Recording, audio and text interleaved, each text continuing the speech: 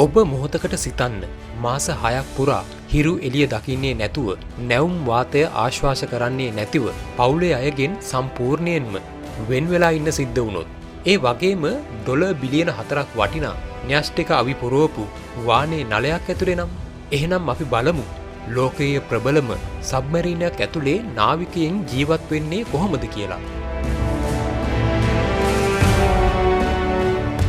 සබ්මරීනයක් කියන්නේ දිය යට ක්‍රියා කරන යාත්‍රාවක් කිව්වොත් නිවැරදි.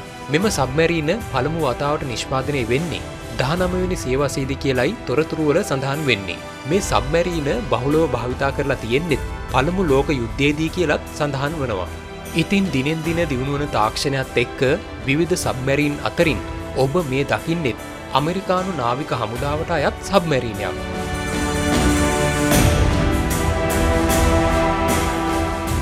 ඇමරිකානු ඩොලර් බිලියන 4ක් පමණ වැය කරලා තමයි මේක නිෂ්පාදනය කරලා තියෙන්නේ. මෙම සබ්මරීන වල ඇති න්‍යෂ්ටික බලය කොතරම් ප්‍රබලද කිව්වොත් මතු පිට ලෝකයට නොපෙනී සාගරයේ සැරිසරන මේ දැවැන්තයාට වසර 30ක් හෝ 33ක් යනතුරු නැවත ඉන්ධන පිරවීමකින් තොරව ධාවනය කළ හැකියි. මෙම සබ්මරීනයක ඇති වටිනාකම තීරණය වෙන්නේ එය කෙතරම් නිහඬද යන්න මතයි.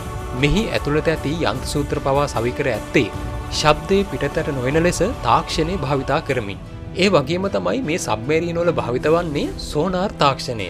ටොන් 18750ක් පමණ බර මේ සබ්මරීනිය තුල ට්‍රයිඩන්ට් 2 බැලිස්ටික් මිසයිල් 24ක් වගේම ට්‍රොපිඩෝ 25 සිට 30 දක්වා ප්‍රමාණයක් ගබඩා කර තබා ගැනීමේ හැකියාව වගේම තවත් බොහෝ අවි ආයුධ ගබඩා කිරීමේ හැකියාවත් මේ සබ්මරීනිය තුල තියෙනවා.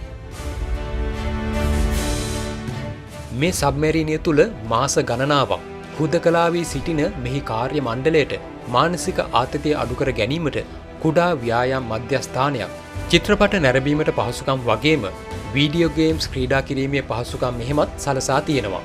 මුහුදු ජලයෙන් ලුණු ඉවත් කරලා තමයි මෙහි පානීය ජලය සලසා ගන්නේ. විද්‍යුත් විච්ඡේදනය මගින් ඔක්සිජන් වායුවත් මේ තුලදීම නිපදවා ගන්නවා. ඉතින් ජීවිතය කියන්නේ අභියෝග රැසක එකතුවක්.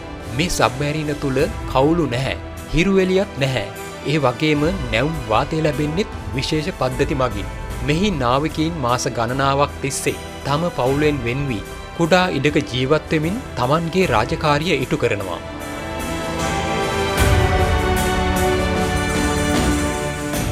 ඉතින් බිලියන ගණනක තාක්ෂණය සහ මාරාන්තික අවි ආයුධ ලෝකයේ සතුවද ලෝකයේ සියලු දෙනා සැබවින්ම බලාපොරොත්තු වෙන්නේ මේවා කිසිදා පාවිච්චි කිරීමට සිදු නොවන සාමකාමී හෙට දවසක්.